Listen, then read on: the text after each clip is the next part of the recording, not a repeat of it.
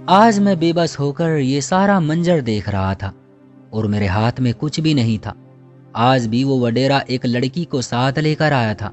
वो लड़की बहुत कम उम्र लग रही थी, 16 से 17 साल की होगी। वो वडेरा अपनी बड़ी सी कार पर आधी रात को आया था। ये उसका रोज का काम था। पिछले कुछ दिनों से रोजाना अपने साथ एक कम उम्र लड़की को लेकर आता। फिर न जाने उस लड़की के साथ क्या करता। मुझे करीब जाने की इजाजत नहीं थी। मैं बेबस होकर लड़कियों की चीखों पुकार सुनता था और फिर थोड़ी देर बाद ही उनकी चीखें बंद हो जाती थी। हवा में फौरन से सन्नाटा छा जाता था। ये एक ऐसा होलनाक मंजर था जिसे मैं बताने के भी काबिल नहीं था। वडेरे के साथ उसके बॉडीगार्ड भी होते थे जो लड़की को काबू किए होते थे।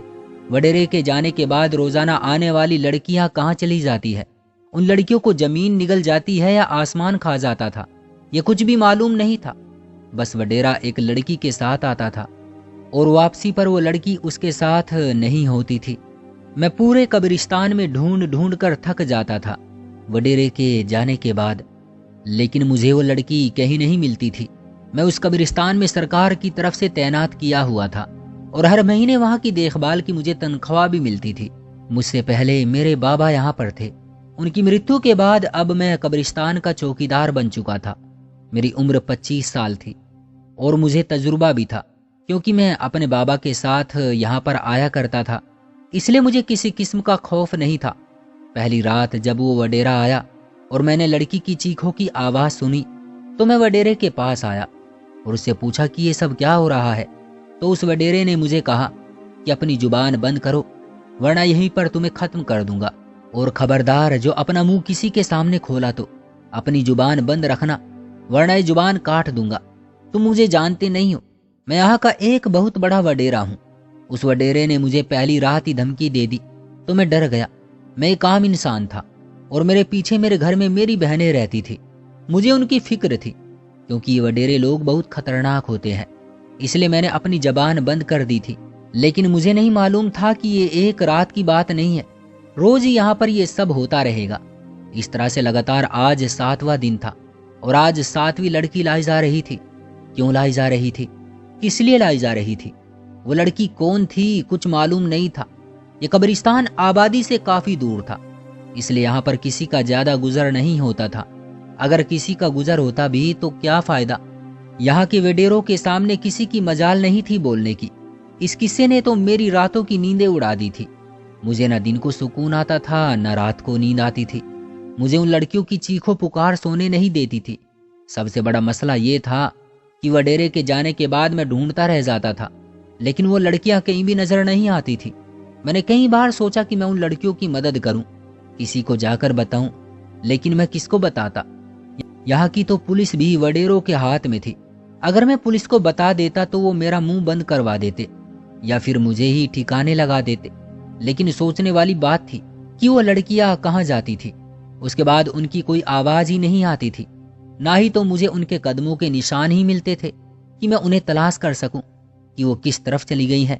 मैं अपने आप को बहुत कमजोर महसूस कर रहा था कि मैं किसी मजबूर लड़की की मदद करने में असमर्थ था।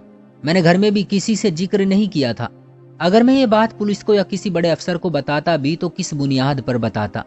मेरे पास तो किसी किस्म का कोई सबूत ही नहीं था, और किसी पर इल्जाम थोपने से पहले सबूत होना जरूरी होता है। ये कोई आम बात नहीं थी जिसे मैं भूल जाता या नजरअंदाज कर देता या आंखें बंद करके सोचता कि कुछ हुआ ही नहीं है। ये बेबस और लाचार लड़कियों का मामला था। ऐसा नहीं था कि यहाँ के सभी वडेरे ही ऐसे थे। कुछ वडेरे बहुत ही नरम दिल के मालिक थे। वो गरीबों पर बहुत दयालुता भरा हाथ रखते थे, गरीबों की मदद करते थे, उनकी बेटियों की शादियां करवाते थे, दहेज देते थे, बेरोजगार को नौकरियां लगवा कर देते थे। यानी कि सभी वडेरों को इस लिस्ट में शामिल नहीं किया जा सकता था जिसमें वो जालिम वडेरा शामिल था। आखिर वो क्या काम करता था और उस काम के लिए उसने कब्रिस्तान का ही चुनाव क्यों किया था, ये एक बहुत बड़ा सवाल था। कभी कभी मेरा दिल करता था कि मैं ये शहर ही छोड़कर चला जाऊंगा, लेकिन मुझे यहाँ से अच्छी तनख्वाह मिलती थी और मेरा गुजारा इसी काम से होता था। और अगर मैं चला जाता तो फिर दोबारा काम लेना बहुत मुश्किल हो जाता। फिर मेरा जमीर भी इस बात के लिए संतुष्ट नहीं था कि मैं इस मामले को इस तरह से छोड़कर कायरों की तरह छुपकर कहीं बैठ जाऊं। मेरे अंदर का इंसान बहुत बेचैन था उनकी मदद करने के लिए। मैं मदद करना चाहता था, लेकिन मेरे पास कोई संसाधन नहीं था। हर रात मैं बेबसी से ये तमाशा देखता रहता था। हर रात मेरी दर्द में गुजर जाती थी। हर रात ही मैं जैसे एक मौत का सा मंजर देखता था और बेबस था। लेकिन इस तरह खामोश तमाशाई बनकर बैठने से कुछ नहीं होने वाला था। मैं जब भी सोने की कोशिश करता तो उन लड़कियों की चीखों पुकार मेरे कानों में गूंजती रहती थी और फिर अपने आप से अपने मर्द होने पर भी शर्मिंदा होता था। एक बार मैंने खुदगर्ज होकर सोचा कि मेरा क्या वास्ता है इन लड़कियों से। लेकिन एक दिन जब मैं घर आया तो अपनी बहनों की सूरत देखकर मुझे उन लड़कियों की सूरत याद आई। भगवान न करे कल को अगर मेरी बहन उस वडेरे के हाथ लग गई तो, और वो इसी तरह से चीखती रही चिल्लाती रही तो क्या मैं अपनी बहन को बचाने के लिए नहीं जाऊंगा? क्या मैं शहर छोड़कर फरार हो जाऊंगा, छुपकर बैठ जाऊंगा? अगर मेरी बहन के साथ ये सब हो मेरी आंखों के सामने तो क्या मैं खामोश तमाशाई बनकर देखता रहूंगा? बस फिर मैंने फैसला कर लिया कि मुझे चुप नहीं रहना। मैंने बहुत डर डर के अपने एक करीबी दोस्त से सारा किस्सा दोहराया तो वो भी परेशान हो गया। मेरे दोस्त ने मुझे कहा कि वो मेरा साथ देगा, बस हमें जानना है कि लड़कियां जाती कहाँ हैं। कोई सुराग हमारे हाथ लग जाए तो हम उस वडेरे के खिलाफ एक्शन ले सकते हैं। आजकल सोशल मीडिया का दौर है। बड़े से बड़े नाम और हस्ती की अगर एक वीडियो सोशल मीडिया पर वायरल हो जाती है तो वो कानून की पकड़ में आ जाते हैं और फिर उनके संबंध भी किसी काम के नहीं रहते। मुझे अपने दोस्त की बात समझ में आ गई थी। वाकई में आजकल ऐसा ही हो रहा था। सोशल मीडिया एक बहुत बड़ी ताकत बन चुका था। मेरे दोस्त ने कहा कि वो मेरे साथ रात को कब्रिस्तान में आएगा, लेकिन मैंने उसे मना कर दिया क्योंकि अगर वो वडेरा मेरे दोस्त को मेरे साथ देख लेता तो समझ जाता कि मैंने ये बात आगे फैलाई है। उसके बाद हम दोनों की शामत आ जाती। मेरे दोस्त ने कहा कि कल सुबह वो मेरे साथ कब्रिस्तान आएगा और हम पूरे कब्रिस्तान की तसल्ली से तलाशी लेंगे।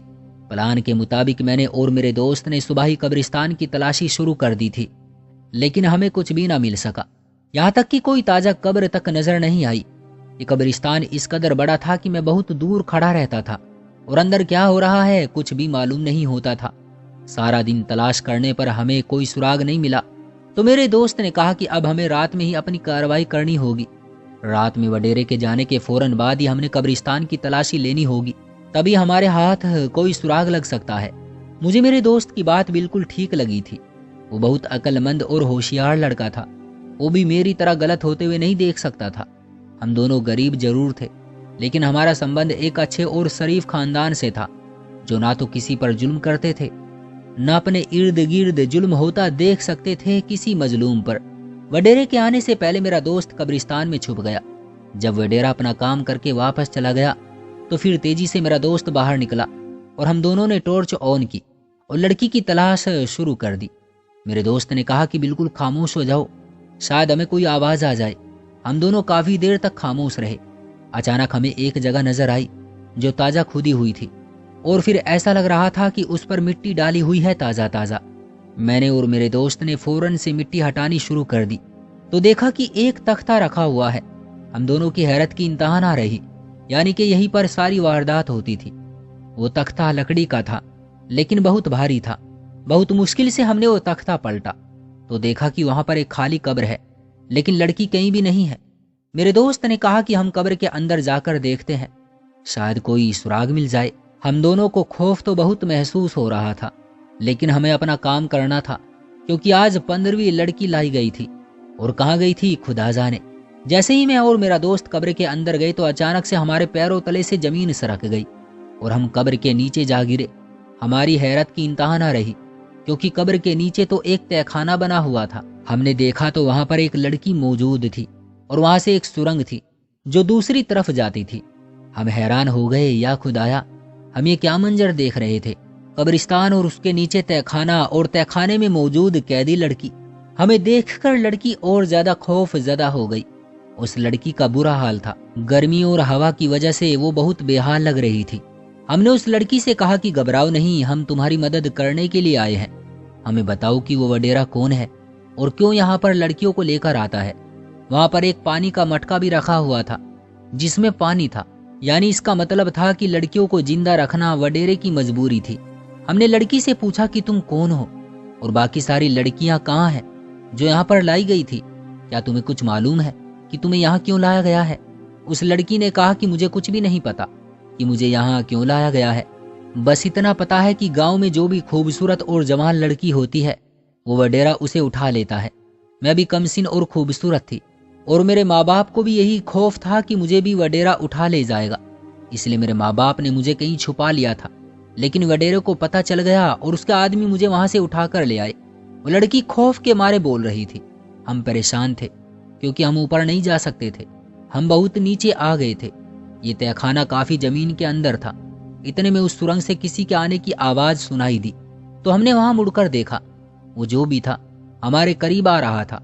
सुरंग इतनी ही थी कि उसमें एक आदमी झुककर ही गुजर सकता था। 2 आदमी उस सुरंग से बरामद हुए और हमें देखकर हैरान रह गए।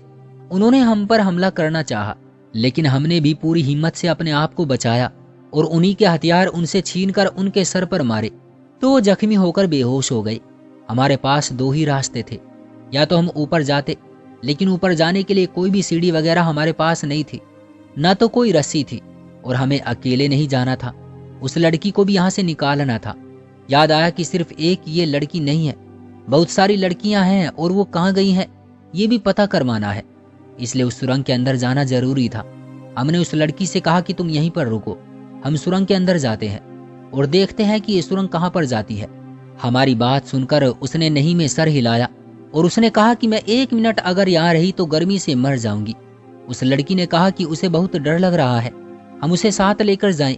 हमने उसे समझाया कि तुम्हारा यहाँ रहना बहुत जरूरी है, हमें नहीं पता कि आगे कितने लोग होंगे, वो लोग हमारे साथ साथ हमें भी नुकसान पहुंचा सकते हैं, इसलिए हमें अपना काम करने दो। लेकिन वो लड़की जिद पर थी कि उसे हमारे साथ ही आना है, उसे अकेले रहने से डर लगता है। हमें देखकर उसे काफी हौसला मिला था। उसने कहा कि अगर मेरे नसीब में जिंदगी और आजादी लिखी है तो कोई कुछ नहीं बिगाड़ सकता। आपका आना भी तो इसी बात की निशानी है कि खुदा मुझ समेत सभी लड़कियों को मुसीबत से निकालना चाहता है। उस लड़की ने इतनी जिद की कि हम उसे अपने साथ ले चले। सुरंग ज्यादा तंग नहीं थी, हम बारी बारी उसमें चलते रहे।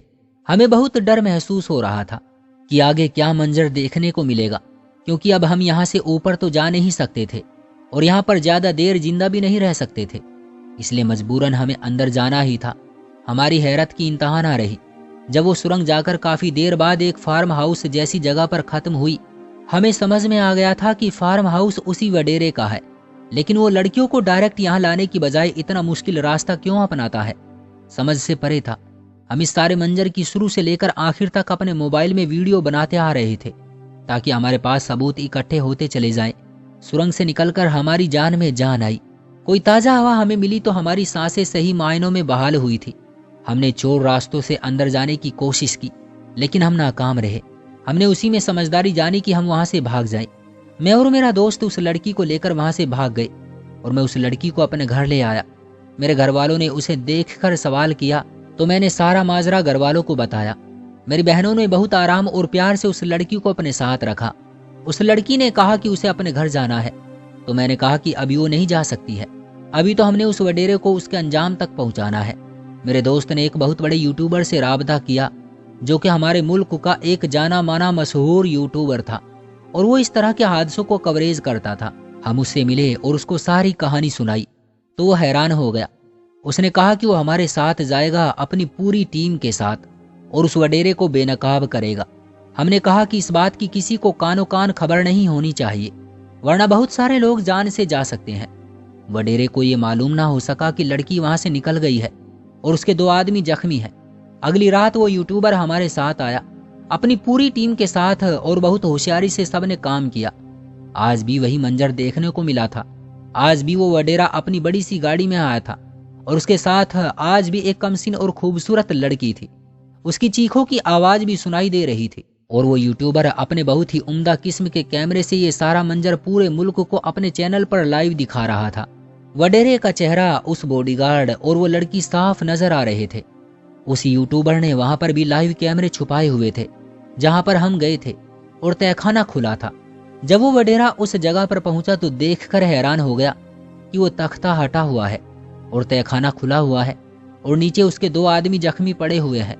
वडेरा अपने आदमियों से बात कर रहा था और चीख रहा था कि ये सब क्या है और कौन यहाँ आया था और लड़की कहाँ चली गई। वडेरा इस बात से बेखबर था कि आधा मुल्क उसे लाइव देख रहा है। उसके आदमियों ने कहा कि ये जरूर उस चौकीदार का काम है उसके आदमियों ने हमारी तलाश शुरू कर दी, मगर हम यूट्यूबर की गाड़ी में बैठकर फौरन वहां से फरार हो गए। ये वीडियो दूसरे चैनल पर भी फैल चुकी थी, यहाँ तक कि बड़े बड़े खबरों के चैनल पर भी दिखाई जाने लगी थी। हर जगह एक कोहराम सा छा चुका था और वडेरा बहुत बुरे तरीके से फंस चुका था। पूरे मुल्क में जैसे एक आवाज उठ चुकी थी उस वडेरे के खिलाफ, और उन मासूम लड़कियों के साथ इंसाफ के लिए उस यूट्यूबर के बहुत सारे संबंध थे, इसलिए हमारा पुलिस भी साथ दे रही थी। हमने अपील की थी कि हमें वडेरे से खतरा है, इसलिए हमें सुरक्षा दी जाए, और हमें वो मिल रही थी। आवाज बुलंद होती चली गई और वो वडेरा गायब हो चुका था। पुलिस तो उसके हाथ में थी, लेकिन ऊपर से प्रेशर था और मीडिया का भी प्रेशर था, तो सोशल मीडिया की ताकत के सामने पुलिस की ताकत भी मंद पड़ चुकी थी और पुलिस उसे ढूंढ रही थी, क्योंकि एक बहुत बड़ा मामला था। न्यूज चैनल उस खबर को बार बार दिखा रहे थे, हर कोई उसे कवरेज दे रहा था। ये खबर जंगल की आग की तरह फैल चुकी थी। अब मजलूम की आवाज को दबाना वडेरे और पुलिस के बस में नहीं था। अब वो दौर नहीं रहा था कि किसी भी गरीब पर जुल्म हो और कोई कुछ ना कर सके। अब एक नया दौर शुरू हो चुका था। यहाँ पर अगर कमसीन बच्चियों को अगवा करके शादी का झांसा देकर उनको उनके माँ बाप से अलग कर दिया जाए तो फिर सोशल मीडिया एक आवाज बन जाता है। अब अगर किसी मजलूम लड़की से कोई अमीर ज्यादा अपनी जूतियां चटवाता है तो भी ये सोशल मीडिया है जो उसके खिलाफ आवाज उठाता है और उन लड़की को इंसाफ मिल जाता है। वरना कोई सोचेगा भी नहीं कि इतना बड़ा अमीर ज्यादा एक बिजनेसमैन जेल की सलाखों के पीछे हो सकता है, लेकिन सोशल मीडिया की ताकत की वजह से ये मुमकिन हो चुका है। वडेरा ज्यादा देर तक पुलिस की पकड़ से दूर नहीं रह सका, बल्कि यूं कहना चाहिए कि लोगों की पकड़ से दूर नहीं रह सका और गिरफ्तार हो गया। उसका कोई भी संबंध उसके काम ना आ सका। बाद में जब सारी बात खुलकर सामने आ गई तो पता चला कि ये वडेरा कम उम्र और कमसीन लड़कियों को अफगानिस्तान सप्लाई करने की कोशिश कर रहा था, और उसने अभी अभी ये नया काम शुरू किया था। इसलिए डायरेक्ट उन लड़कियों को अपने फार्म हाउस में नहीं ले जा सकता था, क्योंकि ऐसे लोग बहुत ही बारीक नजरों से अपना काम करते हैं। ये लोग अपना काम इस तरह से करते हैं कि किसी को शक ना हो, कोई उनके पीछे ना जाए, क्योंकि हर जगह पर आजकल कैमरे लगे होते हैं। कब्रिस्तान एक ऐसी जगह है जहां पर सीसीटीवी कैमरे नहीं लगे होते। शायद इसीलिए उस वडेरे ने अपने इस खास काम के लिए कब्रिस्तान का चुनाव किया, और उससे पहले ही शायद वो ये जमीन के अंदर तहखाना बना चुका था। काफी सालों पहले उसने आहिस्ता आहिस्ता ये काम किया और वो बहुत सारी लड़कियों को इकट्ठा करके उनको बेचना चाहता था, लेकिन उन लड़कियों की किस्मत अच्छी थी कि वो बाहर मुल्क जाने से पहले ही बच गई। उस वडेरे को गिरफ्तार करवाने में दूसरे वडेरों का भी हाथ था, जो कि बहुत अच्छे थे और उन चीजों के खिलाफ थे। इंसान दोस्त और हमदर्द वडेरे थे। उन सब ने अपनी पूरी ताकत इस्तेमाल करते हुए उस वडेरे को ढूंढ निकाला। सरकार की तरफ से हमें इनाम दिया गया था, लेकिन हमारा इनाम यही था कि ऊपर वाले के हुक्म से और उसकी मदद से वो लड़कियां और उनकी इज्जत बच गई थी। हमें पैसे का लालच नहीं था, लेकिन जरूरत जरूर थी। सरकार ने हमें काफी पैसे इनाम के तौर पर दिए थे, जिससे मैंने अपना कारोबार शुरू किया और मेरा और मेरे दोस्त का गुजारा बहुत अच्छे तरीके से होने लगा। वो लड़की जो मेरे घर पर रह रही थी, मैं उसके माँ बाप के पास उसको लेकर गया तो वो लोग बहुत खुश हुए। उसके माँ बाप ने मुझे कहा कि वो अपनी बेटी की शादी मुझसे करने की ख्वाहिश करते हैं, क्योंकि मुझ जैसा उन्हें कभी नहीं मिलेगा। उनकी बात सुनकर मैं खुश भी था और हैरान भी था, क्योंकि मुझे भी वो लड़की अच्छी लगी थी। जितनी वो मासूम थी उतनी ही हिम्मत वाली भी थी, और मेरा और उसका मिलना शायद किस्मत में लिखा था। ये किस्सा जिसने मेरी रातों की नींद उड़ा दी थी, आज इसी किस्से को याद करते हुए मुझे सुकून की नींद आती है कि खुदा ने मुझे एक मकसद के लिए बनाया था, और उसके बाद मैंने फैसला किया कि अपनी हैसियत के मुताबिक गरीबों की मदद करता रहूंगा, और जहां भी किसी मजलूम पर जुल्म होते हुए देखूंगा तो उसको रोकने की पूरी कोशिश करूंगा। जो लोग इधर उधर सुकून तलाश करते हैं, उन सबको मेरा यही पैगाम है कि मजलूमों की मदद किया करें। दुनिया के सारे सुकून इसी में है। क्यों दोस्तों, सही कहा ना मैंने? आपकी क्या राय है इस कहानी के बारे में? कमेंट करके हमें जरूर बताइएगा। वीडियो को लाइक कर दीजिए और चैनल को सब्सक्राइब कर लीजिए। मिलते हैं अगली वीडियो में, तब तक के लिए धन्यवाद।